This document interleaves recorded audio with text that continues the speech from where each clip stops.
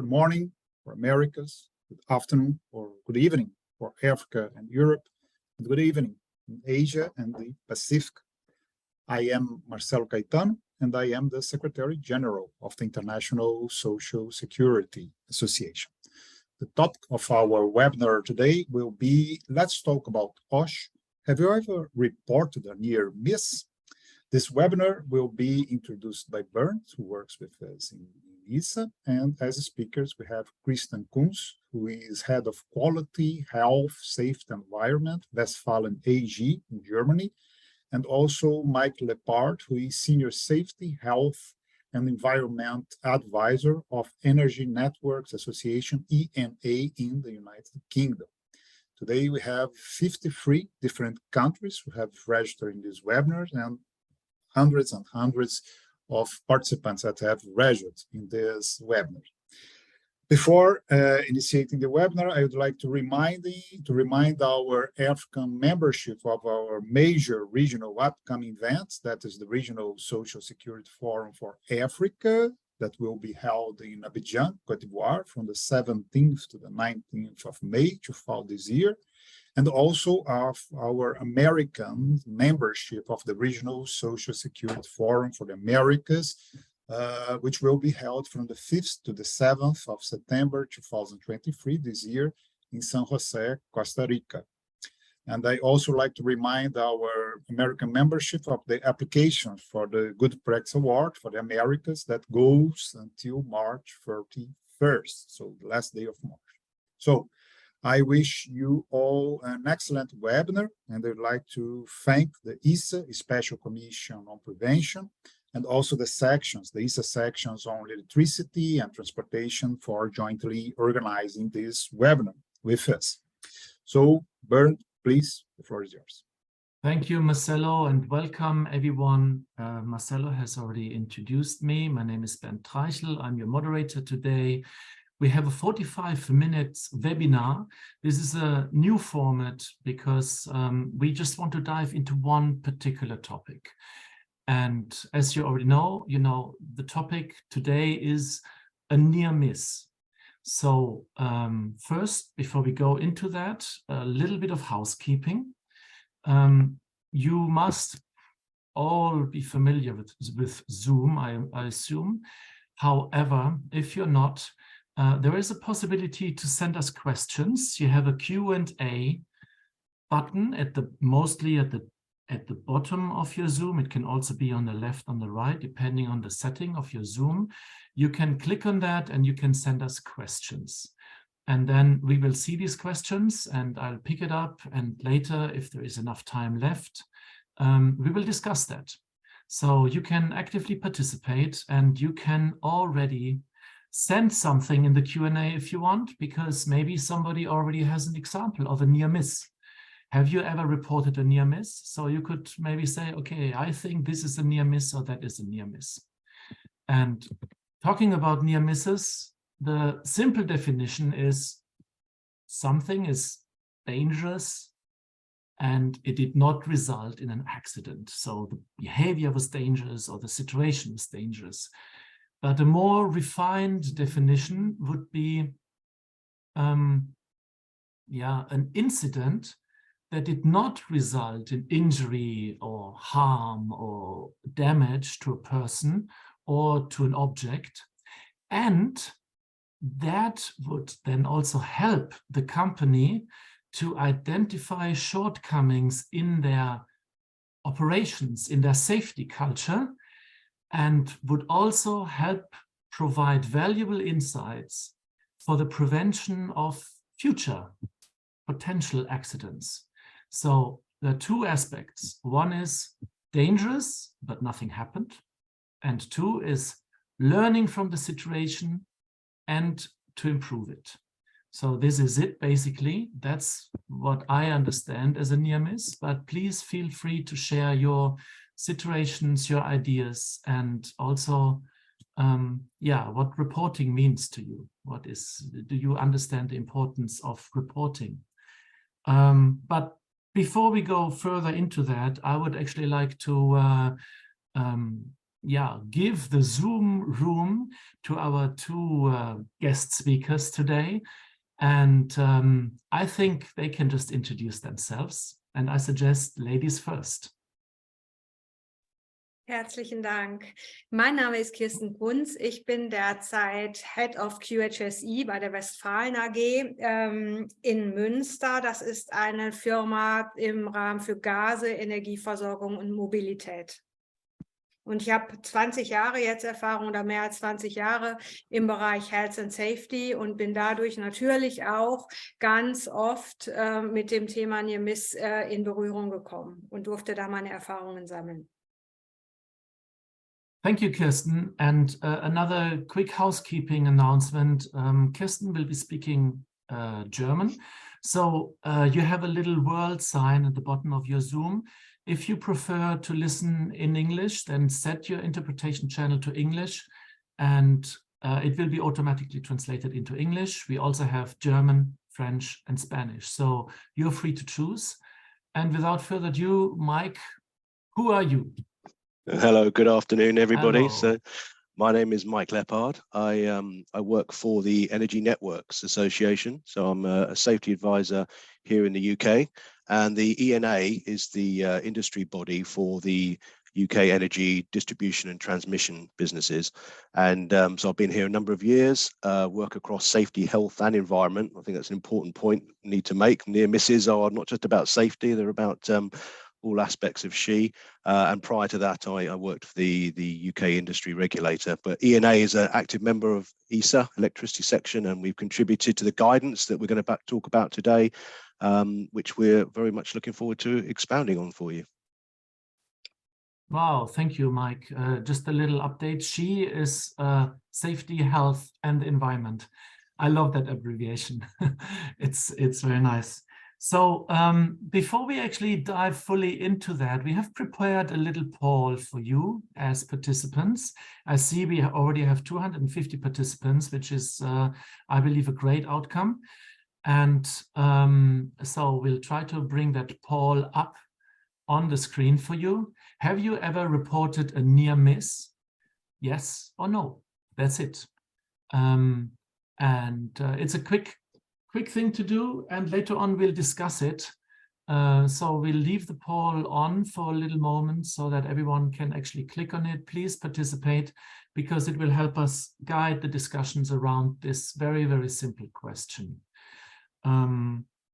Yeah, so while this poll is going on, I would like to mention that the electricity and the transportation section of the ESA have prepared a document, which is actually a guidance document on how to manage near misses.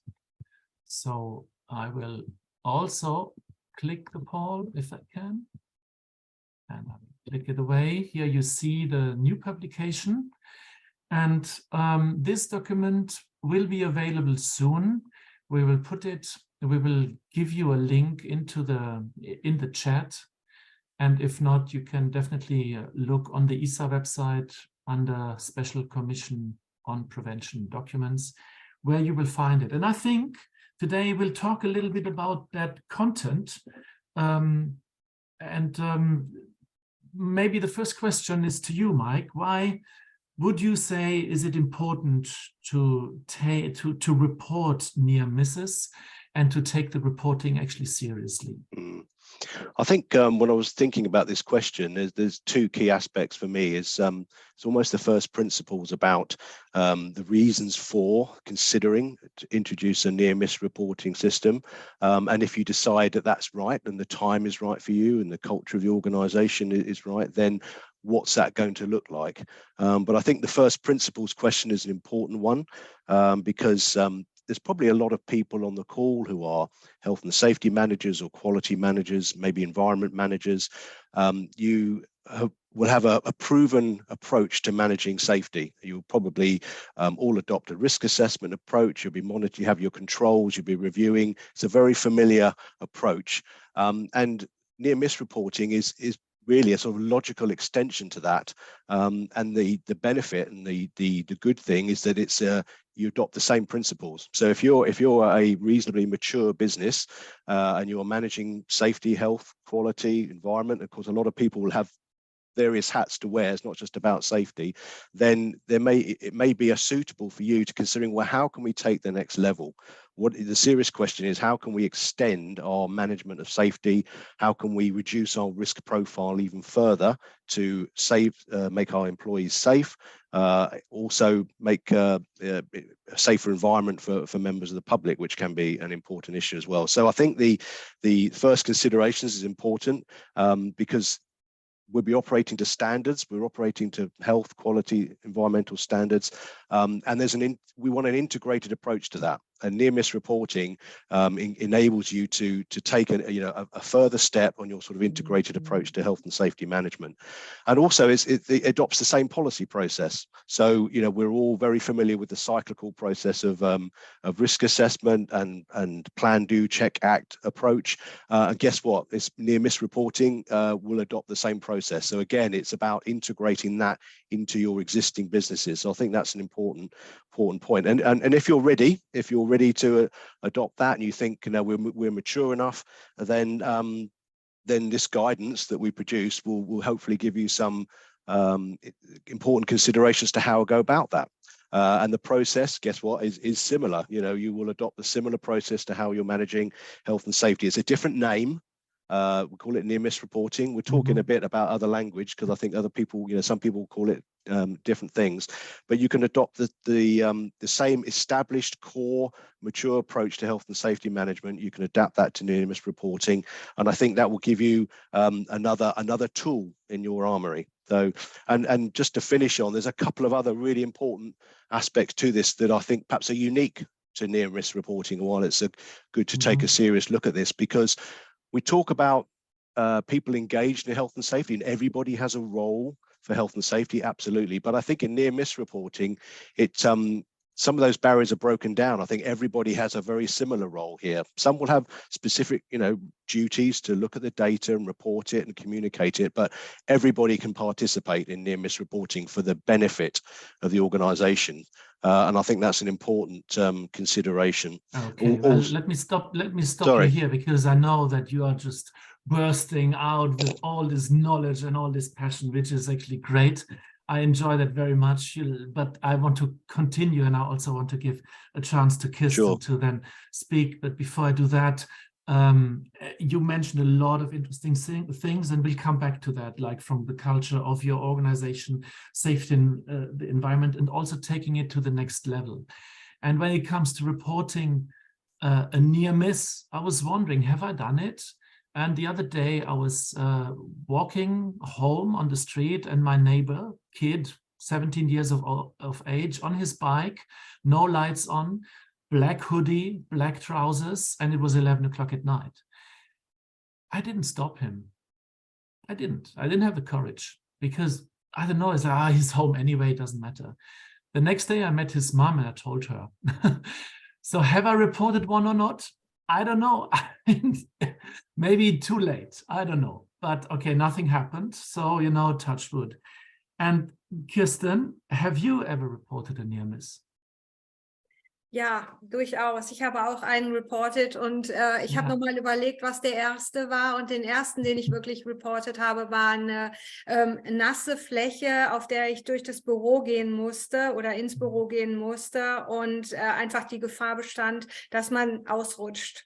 Und es wurde auch direkt danach wirklich abgezeichnet und angegeben, dass man, und auch für die Zukunft, also wirklich auch eine Aktion ging daraus hervor. Das war sehr, sehr wichtig.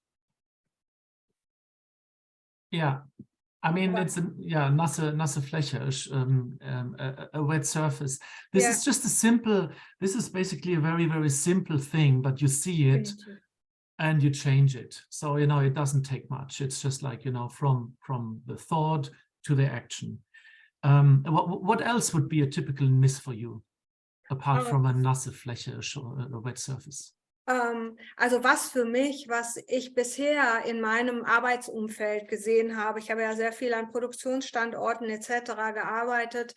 Das meiste, was da reported war, waren wirklich so Hindernisse am Boden, das Holz am Boden lag oder vielleicht auch die Abfallcontainer einfach sich durch Wind geöffnet hatten, eventuell durch die Gegend, also Stücke durch die Gegend flogen, die dann eventuell Bereiche gesperrt haben oder einfach gestört haben, auch zu diesem Thema Slipping, Tripping geführt haben. Aber auch, was man vielleicht normalerweise nicht so leicht sieht, Bodenbeschaffenheiten, wenn Fahrzeuge immer wieder die gleichen Wege fahren, dass ab und zu man dann halt merkt, der Boden sich auch verändert und dass das so Stolperfallen sind, die Leute auch melden. Thema Arbeitsorganisation ebenso. Ich muss von A nach B, um meinen Job ordentlich auszuführen und da steht immer was im Weg. Da muss man die Arbeitsorganisation ändern. Das ist dann ganz nah zu dem, was Mike eben erwähnt hat, auch diese Improvement Procedure, also die Verbesserungspotenziale, die man gleichzeitig hat, aber natürlich auch unsichere Verhaltensweisen.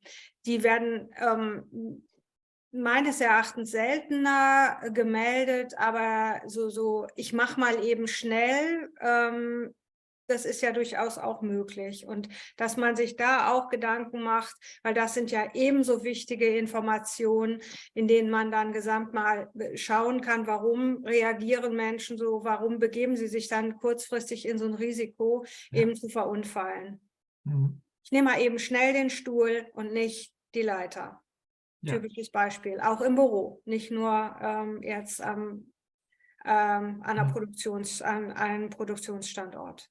Yeah, because we're human and we're lazy. Yeah. But Mike, what would you say? What is a typical near miss for you? Yeah. So in my operational days, worked on a manufacturing site, and I think a big one for us was forklift truck driving. Manufacturing and warehousing, they were constantly driving too fast, going into buildings and not making other people aware. Just a lack of awareness of other people. That was a key one for us, and we didn't have a formal near miss reporting system. It was people would pick people up verbally, as you say. Good point. That sometimes you didn't feel bold enough to say something, but that was a constant issue. And the other one I would just mention would be almost like the first domino effect in risk reporting, that we always had a problem with PPE wearing. People wearing glasses in a manufacturing facility. So people would have conversations and pick people up on it, but they wouldn't report it. And there'd be an awareness, and then it would drop off again, and then people would pick up on it again. So a real need to have some sort of formal process, but also, as you say, being able to cross that barrier and challenge people and have those everyday conversations about something that might lead to something else. Yeah, I see in your presentation and in your messages, a lot is about everyday conversations, about the culture, about the behavior, changing the behavior gradually, so bit by bit, trying to make it better. Yeah, I guess it's actually one of the key secret ingredients, to make prevention work and also identify near misses. Maybe back to you, Kirsten.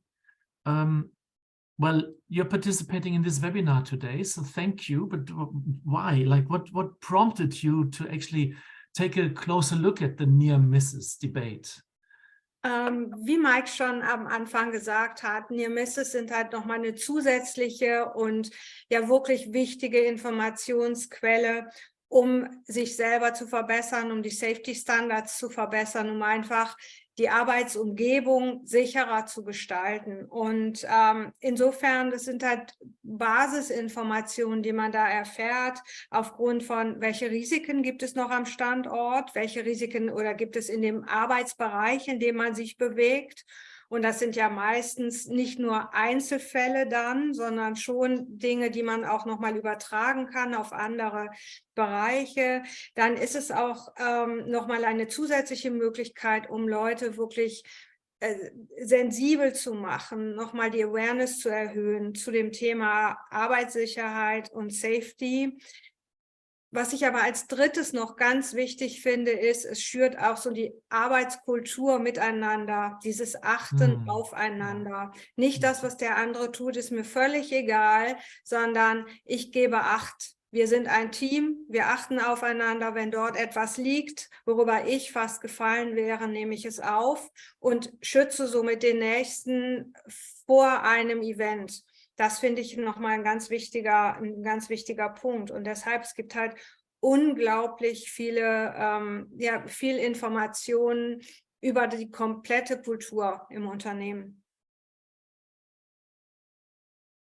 Yes, I don't know how the interpretation worked when you said achten aufeinander, because I was in the original sound. Okay, to But take for care me, for each other. Exactly. For me, it's the care culture. And I love this word. And in England, there is a lot of care culture, Mike, right? It's really, we look after each other. And so we teach everyone to go into the right direction. And this is the human aspect of prevention. This is why I personally love it. And I've been now around for over 20 years in this business as well.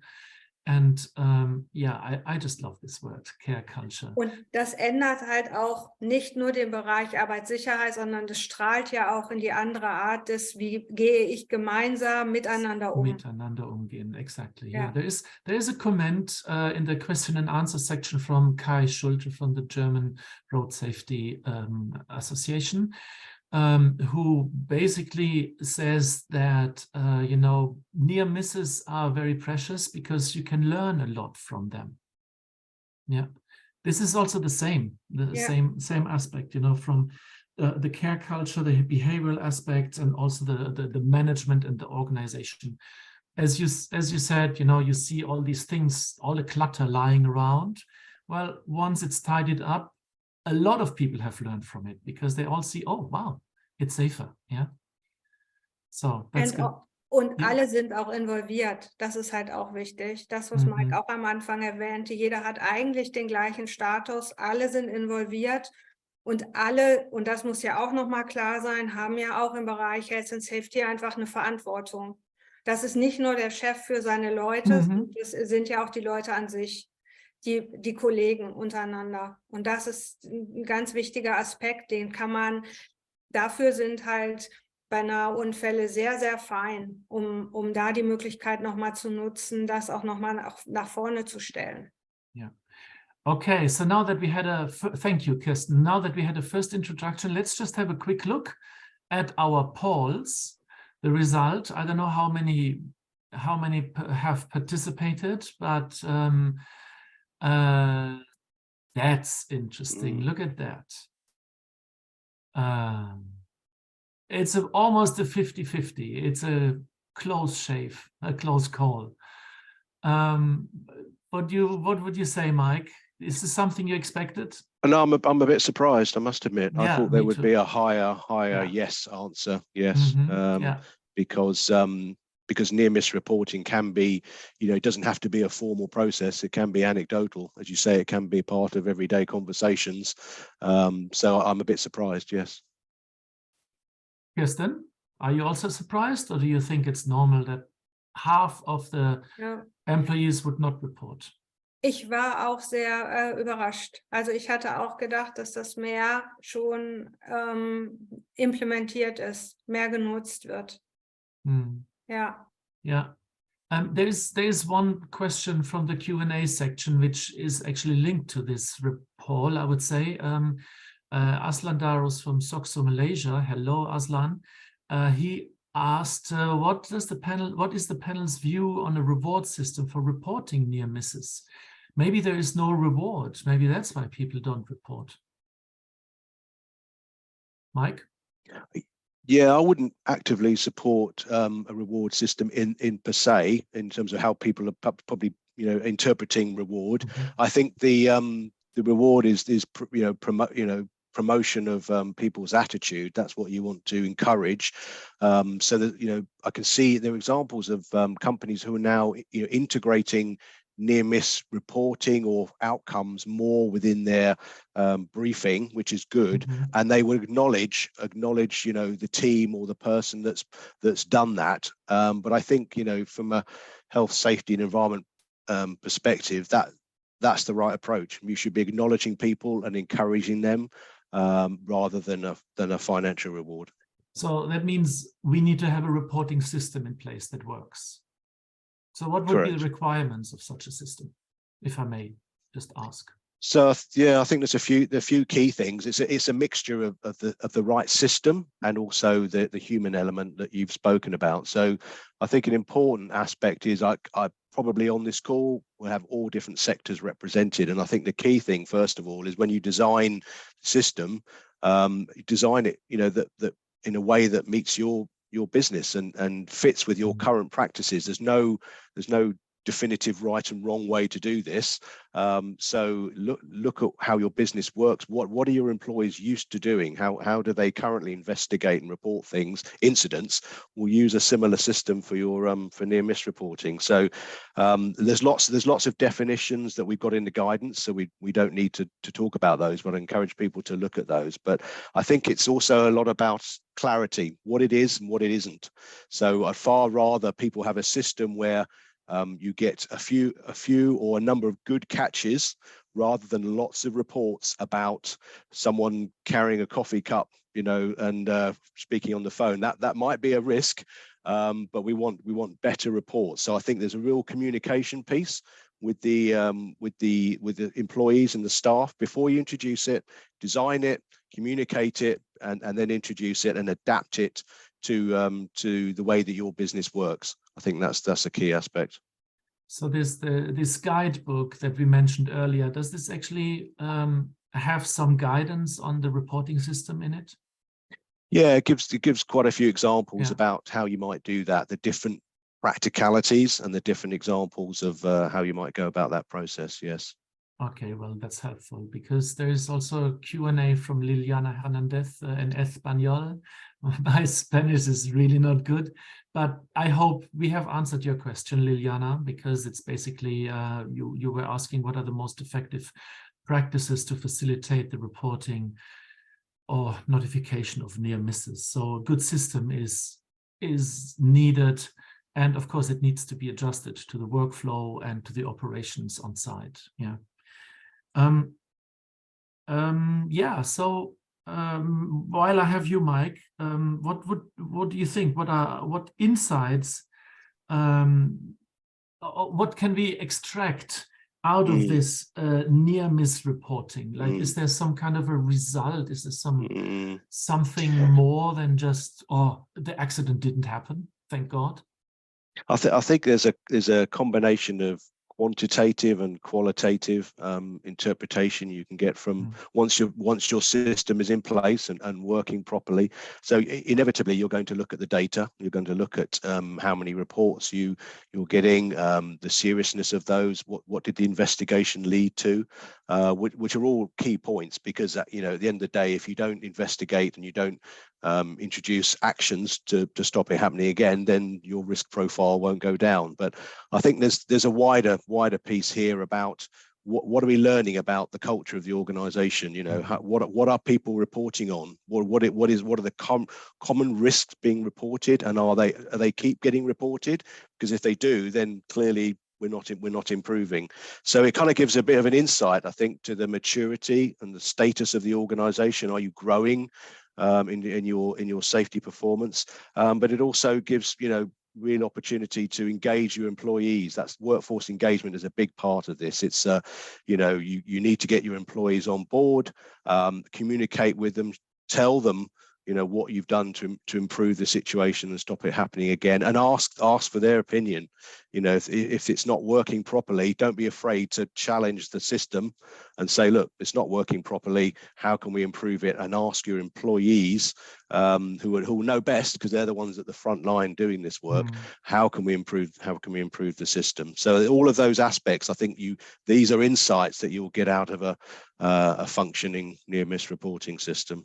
Thank you, Mike. Kirsten, do you think that near misses help help a company grow in their safety performance, for example, or do you have other takeaways from near-miss reporting? Nee, also ich würde das auch nochmal unterstreichen, was Mike gesagt hat. Und ich glaube, dass es wirklich das Wichtige ist, dass man zusätzlich Gefährdungen identifiziert, dass man wirklich über die Safety Culture nochmal spricht und auch nochmal so einen Reifegrad erfährt. Wie verhalten die Leute sich auch im Umgang mit Beinaheunfällen? Denn man darf nicht sagen, keine Beinaheunfälle gemeldet, bedeutet auch, dass es keine gibt. Das sind halt ganz, ganz wichtige Punkte und wirklich, dass man Verbesserungspotenziale ableitet. Gibt eine gibt unheimlich viel Informationsmaterial. There are interesting comments in the Q&As. There is Pedro who says, near misses are sheer luck. Near misses are sheer luck. I think it hits the nail on the head, isn't it? Because a near miss means, wow, we were lucky. Ja. Ja. Und vor allen Dingen, es hat einfach nochmal das Potenzial, wenn man das an einer Stelle festgestellt hat, es für andere zu überprüfen. Es hat also so einen Schneeballeffekt. Yeah, the potential to verify. Yeah. And then draw good conclusions, which then leads us again to evaluation and data, as Mike has said in the beginning.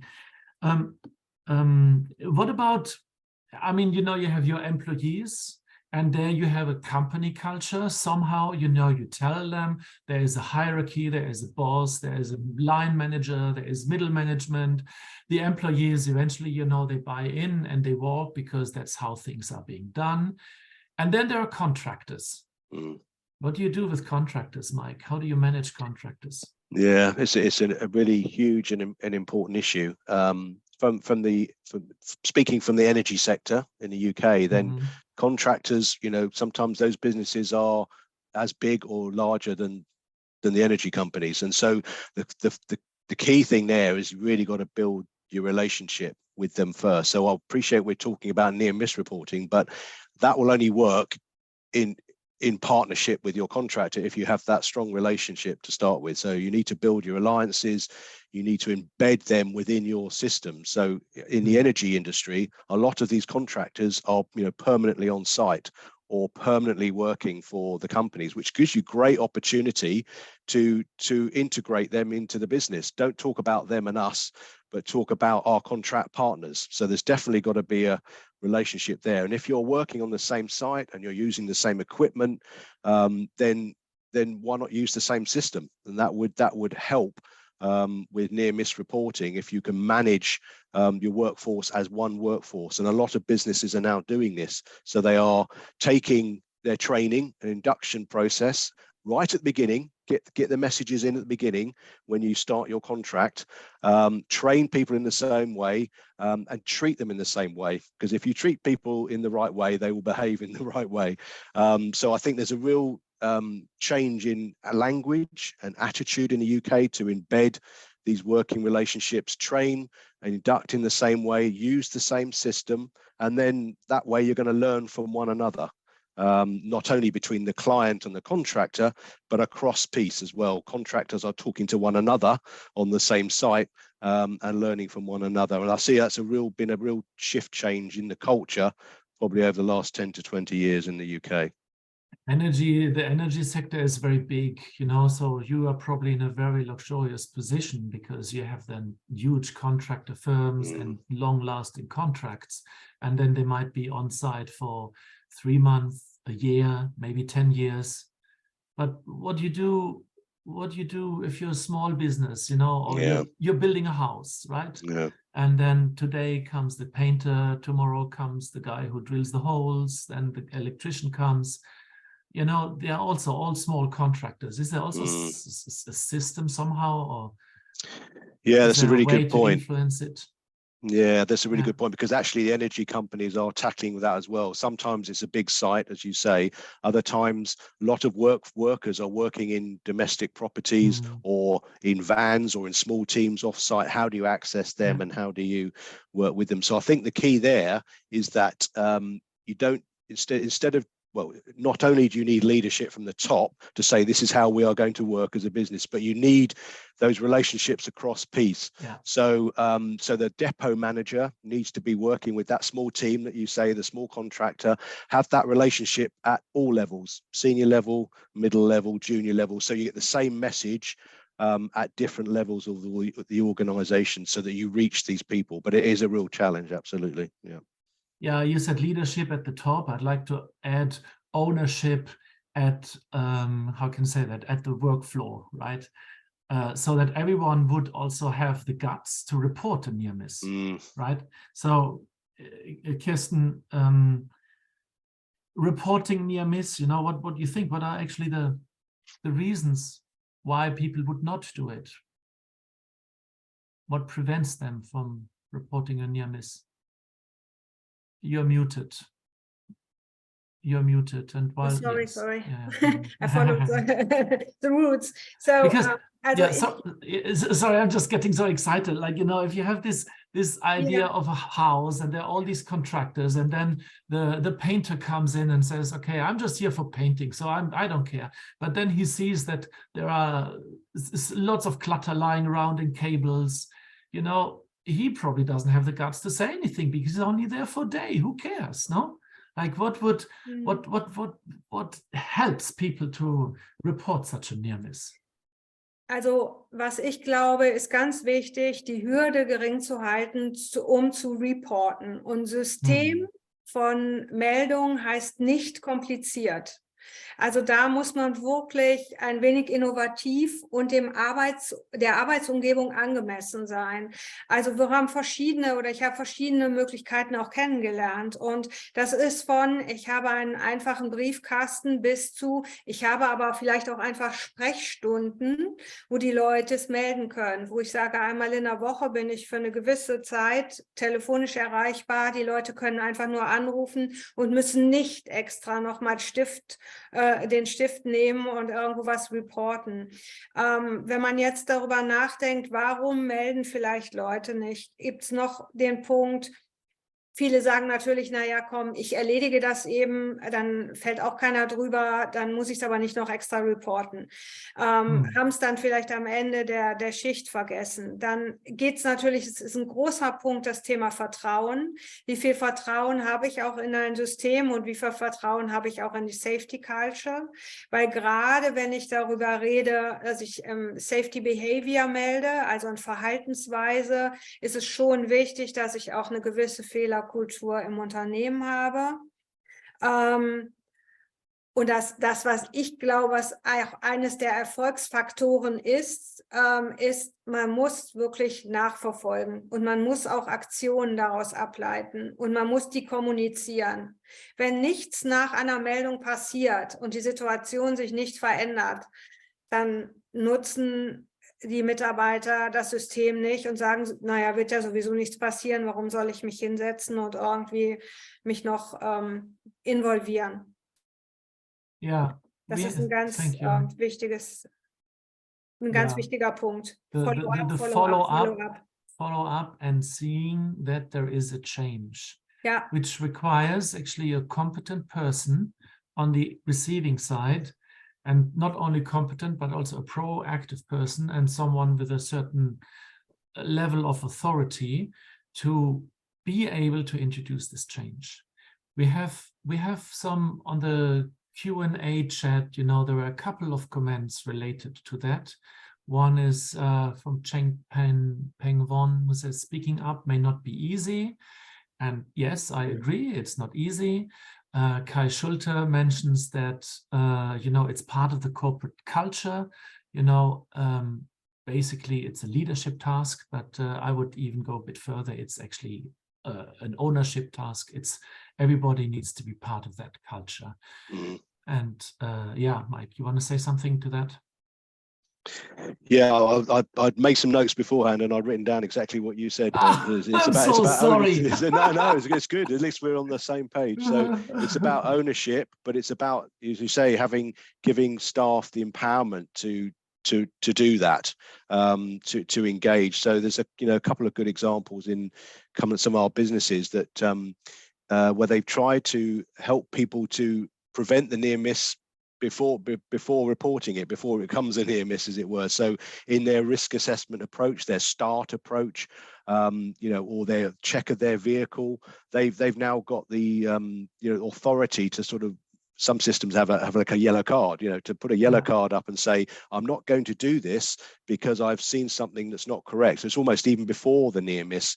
But the only way you'll get the employees to believe that system works is if that's acted on.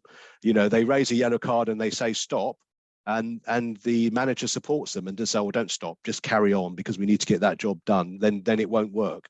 But if you can give them the ownership and demonstrate to them that their authority is acted on, then that will be the start of a good thing. Yeah, while I'll have you, there is a comment from Micheline Miko, who says that accident reporting is mostly related to compensation. Can this limitate the reporting of near miss? I know that I'm bringing that up because you had already mentioned earlier that it's not necessarily about the money, the reporting, but it requires a system. Maybe you could just dive a little bit deeper into that thought. Yeah, I think there you'll probably got a difference between different member states. How we go about things in different countries. So it would that would be very rare for that to be the case in the UK, for it to be in lead to a compensation, unless it possibly an accident. If an accident happened and it was the fault of the employer, then not only would that be investigated from a health and safety management perspective, but also there may be some an insurance claim for the individual. But that really they relate to accidents rather than the near miss situations. Yeah, and I'm aware and conscious of time because we have to really finish in 4 minutes. But so I just want to come back to Kirsten. How would you then improve the reporting system? Like if incentives is maybe not the right way forward, is there something sweet that you could add to the whole package? Was ich sagen würde, ist auf jeden Fall nicht als alleiniges Tool zu nutzen, sondern wirklich es zu verweben in den normalen Arbeitsalltag und in die Aktionen, die man macht. Also zum Beispiel zu sagen, okay, ich hatte an einem Standort einen Arbeitsunfall, entsprechend müssen alle Leute, die in der Umgebung arbeiten, nochmal die Augen aufhalten, ob es weitere Near Misses gibt. Oder ich mache besondere Aktionstage. Da habe ich ganz gute Erfahrungen mit gehabt, wirklich zu sagen, wo Leute berichten, was war deine letzte oder ihre letzte gefährliche Situation. Und da kam ich gerade auch so in der Idee, jetzt nochmal drauf zu sagen, warum macht man nicht, wenn man Team-Events am Ende daraus, dass man nicht im Sinne von Geldausschüttung macht für einzelne Personen, aber vielleicht für Aktionen, die einzelne Teams machen könnten. Dass man so die Leute auch dazu animiert, mitzumachen. Aber gerade, wie gesagt, dieses Thema, was war ihre letzte unsichere Situation, hat bei einem Unternehmen damals wirklich nochmal das System neu erfunden, muss ich sagen, die Leute nochmal anders animiert mitzumachen. I think that's a real nice additional incentive to have these action days and group dynamics where people share. So the 2 minutes left, and I just like to close quickly before I give the word to our ISA Secretary General, Mr. Marcelo Caetano. So first of all, thank you very, very much, all of you that you've participated. The participants, we have 264. Yes, that's cool. And also our distinguished panel with Mike and Kirsten, because I think it was really cool to just dive into one topic, look at it.